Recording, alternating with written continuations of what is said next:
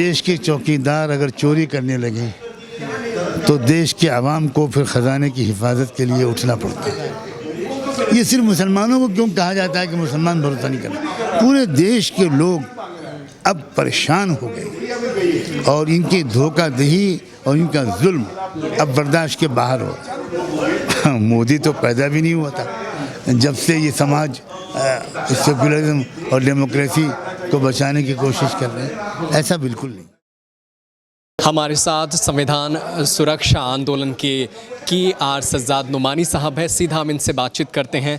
Sir, ऐसी क्या ज़रूरत आन पड़ी कि अब आप संविधान बचाने निकल पड़े हैं? वो तो देश के चौकीदार हैं, वो तो देश की सुरक्षा पल पल करते हैं, तो फिर आपको संविधान क्यों बचानी पड़ रही? देश के चौकीदार अगर चोरी करने लगे तो देश के आवाम को फिर ख़जाने की हिफाजत के लिए उठना पड़ता है। इसमें कोई शक नहीं है कि हमारा संविधान ज़बरदस्त ख़तरे में है। कितने कानून बनने हैं पिछले चंद सालों में, एक एक कानून को उठाकर देखिए, उनमें से 99% कानून कॉन्स्टिट्यूशन के ख़िलाफ़ है। तो इसलिए संविधान की हिफाजत करना, उसकी कोशिश करना हर भारत के बाशिंदे का फ़र्ज़ है।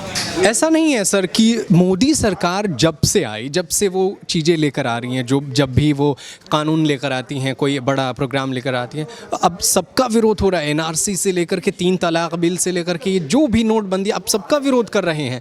तो सरकार ने क्या कुछ ऐसा नहीं किया जिसका आप तारीफ़ कर सकें? कोई मुझे बता दे, मैं तारीफ़ करने के लिए बिल्कुल तैयार। कोई एक कानून, एक चीज़ बता दे जो काबिल तारीफ़ हो। तो क्या ये अच्छा कदम था? 3 तलाक को रोकने का वो तरीक़ा जो कुरान ने बताया है, वो तरीक़ा अगर सरकार इख्तियार करती तो मुस्लिम माफिज उसको कबूल करते तो और ज़्यादा औरतें महफूज होती। अगर आप औरतों को 3 तलाक की मुसीबत से बचाना चाहते थे तो उसको इस्लामी तरीक़े पर जो कुरान ने कानून बनाया उस तरीक़े पर बताना चाहिए। हमने बहुत अप्रोच किया, लेकिन उनका मकसद तो साइकोलॉजिकली एक चोट पहुंचाना है और पॉलिटिकल कुछ गेन करना है। उनका मकसद औरतों की हिफाजत नहीं है, वरना अगर औरतों की हिफाजत होती तो फिर ये मुस्लिम महिलाओं के साथ जो जुल्म हो रहा है उसको पहले रोकते वो। लेकिन उनका तो कोई इंटरेस्ट इसमें है ही नहीं, वो तो पॉलिटिकल माइलेज गेन करना चाहते हैं। वो कहते हैं, और वो कह भी चुके हैं, अक्सर मुलाकात भी करते हैं मुसलमानों से, कहते हैं कि एक हाथ में वो कलम देने वाले हैं, एक हाथ में कुरान देने वाले हैं।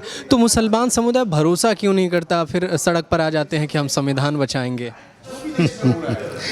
क्या सिर्फ मुसलमान उन पर भरोसा नहीं कर रहा है? सिख भरोसा कर रहे हैं? क्या सिख भरोसा कर रहे हैं? क्या सिख भरोसा कर रहे हैं? क्या क्रिश्चियन भरोसा कर रहे हैं? क्या लिंगायत भरोसा कर रहे हैं? क्या दलित समाज भरोसा कर रहा है? क्या ओबीसी समाज भरोसा कर रहा है? क्या किसान भरोसा कर रहा है?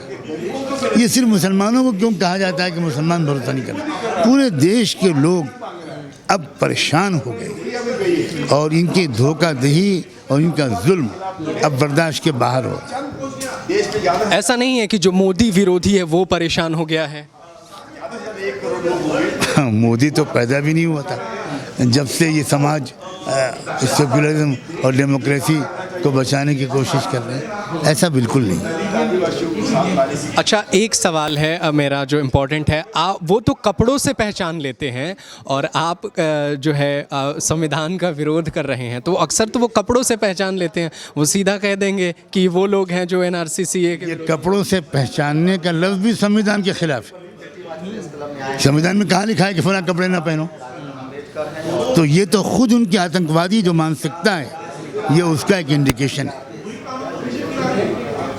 अच्छा सर, ईवीएम को लेकर के भी आप लोग क्या कोई प्रोग्राम कर रहे हैं? क्या इसका भी विरोध करना है? क्योंकि बीजेपी उम्मीदवार जो विधायक भी रह चुके हैं, वहाँ से जब ईवीएम मिलता है तो ईवीएम पर संदेह है। तो क्या आप लोग भी ईवीएम को लेकर के कोई बड़ा जो आंदोलन खड़ा करेंगे? हम पूरे मुल्क में इस सिलसिले में अवेयरनेस, देखिए ये कोविड-19 की वजह से पूरा साल चला गया है, वरना अब तक तो हम करोड़ों लोगों से संपर्क कर चुके होते हैं। लेकिन हम पूरे मुल्क में इसकी जानकारी फैला रहे हैं और अपोजिशन पार्टी से ये रिक्वेस्ट कर रहे हैं कि वो इस मुद्दे पे ज़रा गंभीर अपनी पॉलिसी बनाएं। बस भाई बस। तो ये थे सज्जाद नुमानी साहब जो आपको बता रहे थे तमाम बातों को। तो यूं ही बने रहिए DS4 न्यूज़ के साथ और देखते रहिए और आपको बताते रहेंगे खबरें। तब तक के लिए धन्यवाद।